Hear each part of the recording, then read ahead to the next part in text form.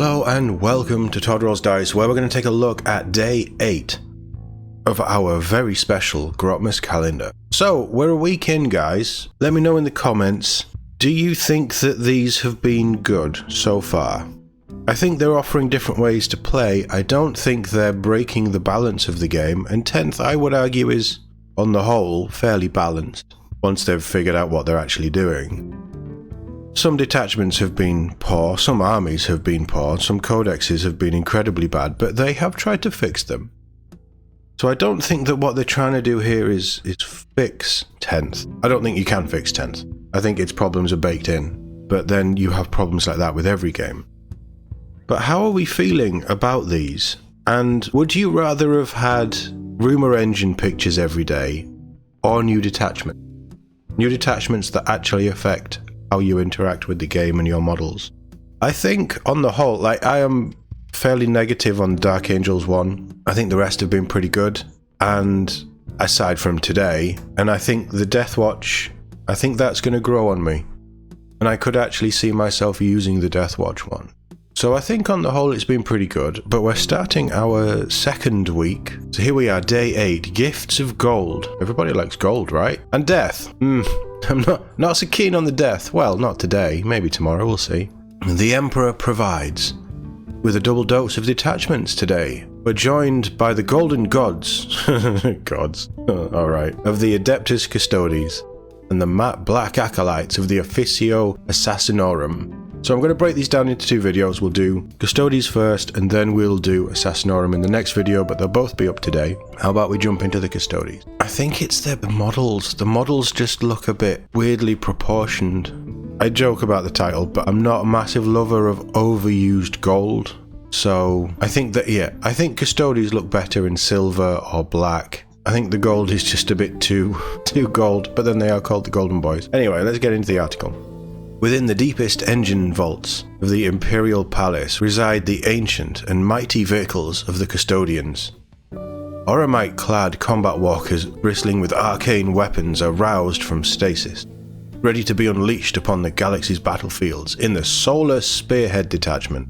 So lore-wise, I know this is all over the place, but lore-wise, is this because the Tyranids are about to hit the Sol system? Venerable land raiders as old as the Imperium are awoken by complex rituals and prepared for war. When battle dawns, these dread engines of destruction rumble towards the cowering foe, their guns emitting furious torrents of destruction. Those brave or foolish enough to stand before this armoured spearhead crushed beneath the tread of auric battle tanks or smashed to a bloody pulp by wrathful, interred champions. So we're getting a, much like the Necrons was vehicle focused, we're getting a vehicle dread focused list, are we? Auric Armour provides new rules for these aggressive machine spirits based on how damaged their vehicles are. Okay, rage mode enabled. They also benefit from the Moritoi Ancients detachment rule. Is that right? Is that even how you say that? Is that even a word? Where Adeptus Custodes Walker units gain 2 inches of movement and add +1 to both advance and charge rolls. That's nice. It means they want to get in there and smack things. The Adamantine Talisman improves attack, strength, and damage characteristics of melee weapons by the bearer by 1. +1's always nice. It could be a +2, but it could be nothing. You see, +1's always nice. With stratagems like Unstoppable, where an Adeptus Custodes vehicle or mounted unit can move horizontally through models and terrain features, there will be very little getting in the way of these powerful war engines. So that's the Necron rules. This is very much mirroring the Necron detachment that we've seen so far. We've not looked at the rules yet, but that's just the vibe I'm getting. They're going vehicles, they're going walkers, and you can move through terrain. How about we take a look? Enhance. So the Solar Spearhead, detachment rule Auric Armour. When a Adeptus Custodes vehicle unit from your army is at starting strength, unless that unit is an aircraft or it is battle shocked, add 2 to the OC characteristic of models in that unit. Okay. When an Adeptus Custodes vehicle unit from your army is below half strength, each time a model in that unit makes an attack, re-roll a hit roll of 1. Okay.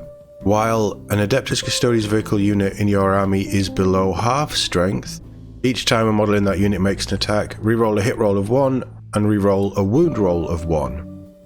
if you're gonna go vehicle heavy, I think that's quite good, all in all. Definitely builds into the rage mode vibe that these dreadnoughts who have woken up with a banging stasis headache and just want to kill things and die. Like it fits perfectly. They're just weighed in, chopping through the enemies. I like it. Yeah, I like it. Moritoi Ancients add 2 to the movement characteristic of models in Adeptus Custodes Walker units for your army and add 1 to the advance and charge rolls made for such units. It's only on dreadnoughts. I don't think they have other walkers. But extra movement and extra bonuses to charges on a dreadnought is very nice. Because your dreadnoughts, the Custodes dreadnoughts, are very melee focused. Or maybe I'm just thinking of their Forge World one. Nice. It's nice. Keywords. In the muster armies step, you can select up to 2 Adeptus Custodes Walker models from your army. The selected units gain the character keyword. Designers note this means that those selected models can be given enhancements, and one of them can be selected as your warlord. Okay, now this got interesting. I like the idea of a dreadnought leading an army.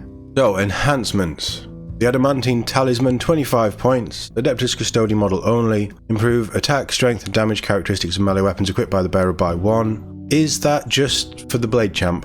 Is that where that's going? Augury Uplink, 25 points. Adeptus Custodes model only. The bearer has Feel No Pain 5 up ability. Nice. Dreadnought, anybody?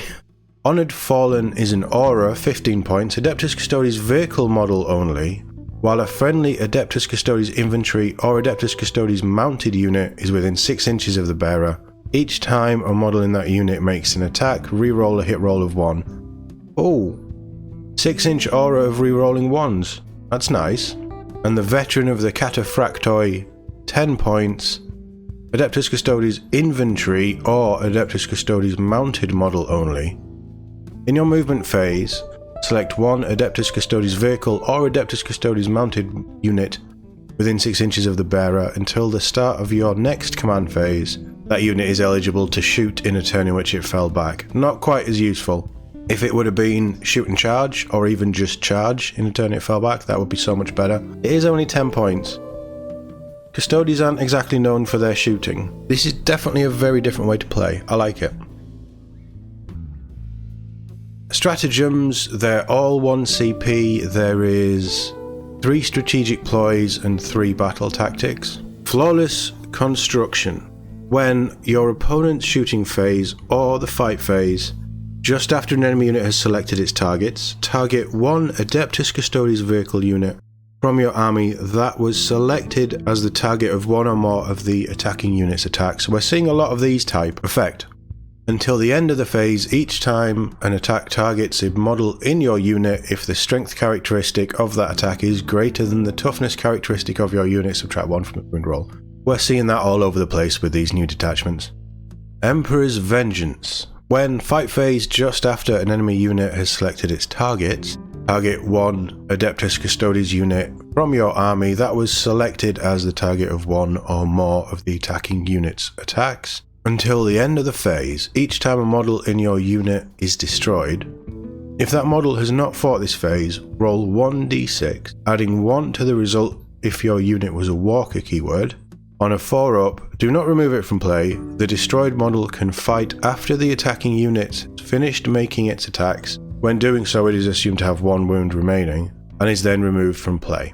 That's a very big stipulation there. It's assumed to have 1 wound roll remaining, and don't dreadnoughts and walker units in general have if they're below so many wounds, usually like 5 wounds or less, they hit on, or their strength is less, or they hit on less or something. There's an element of degradation to the vehicles. So that actually might not be as good as it sounds, but you're still probably going to be wounding on decent with the strength of some of these vehicles.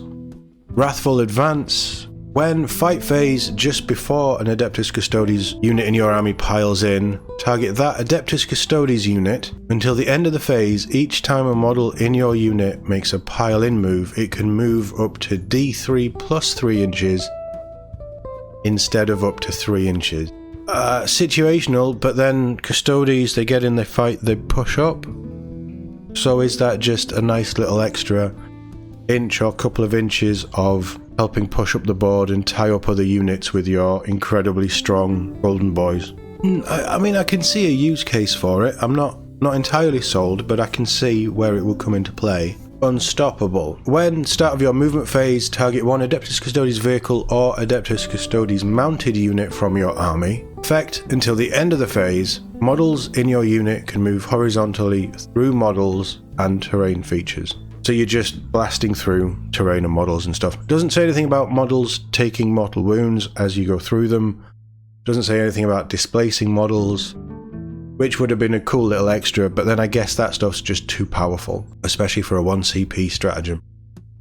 But yeah, it's nice. It means you can get them wherever you need to get them, and it's the jet bikes, which are the mounted, and any vehicle. So really nice, really handy. You're not going to use it all the time, but still, it's very functional. Relentless Persecution. When your movement phase, just after an Adeptus Custodes vehicle unit in your army advances, target that Adeptus Custodes vehicle unit. Effect, until the end of the turn, your unit is eligible to shoot in a turn in which it advanced. Good on a Land Raider.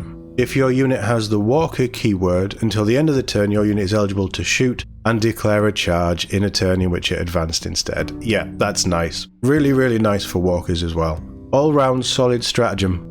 I can definitely see a use case for that, and I think that'll be getting used quite a lot. Punishment Inescapable. When your shooting phase, target one Adeptus Custodes unit from your army that has not been selected to shoot this phase. Ignores cover again. Effect. Until the end of the phase, ranged weapons equipped by models in your unit have the Ignores Cover ability, and until the end of the phase, each time a model in your unit makes an attack, you can ignore any or all modifiers to that attack's ballistic skill characteristic, and or any or all modifiers to the hit roll. That's better. It's Ignores Cover ++. Yeah, okay, that's probably the most usable Ignores Cover stratagem that we've seen, certainly for 1CP. I really like the stratagems, actually. I really like the stratagems.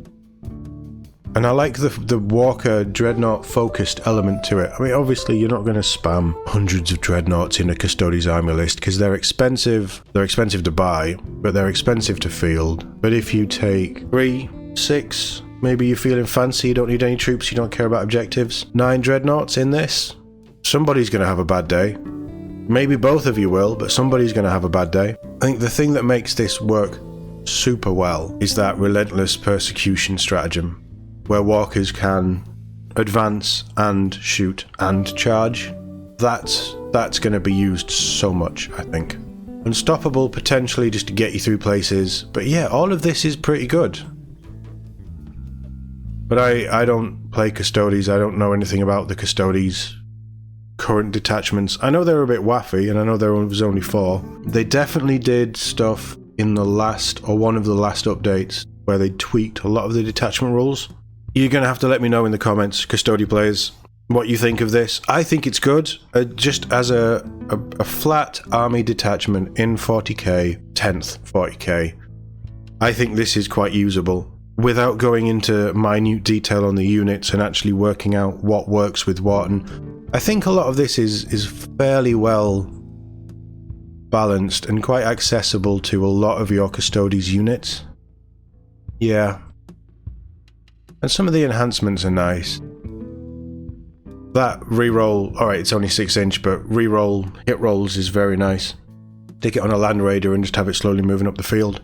So that, just to be clear, that doesn't affect the vehicle itself. That only affects the models around it, as long as they're infantry and mounted. So you could stick it, or you could stick it on a Rhino, throw up the board with some sisters, and then just have a load of Custodes walking up with it, or jet bikes flying around. And yeah, I think there's some nice stuff in here. I don't think it's broken. It seems very well balanced. But as always, you guys will have to let me know in the comments what you think. Next up, we're going to take a look at the Officio Assassinorum, which was the second detachment that was dropped today. That'll be coming soon. Keep an eye out for that if you're interested. Thank you very much for watching. I'll see you all in the next one.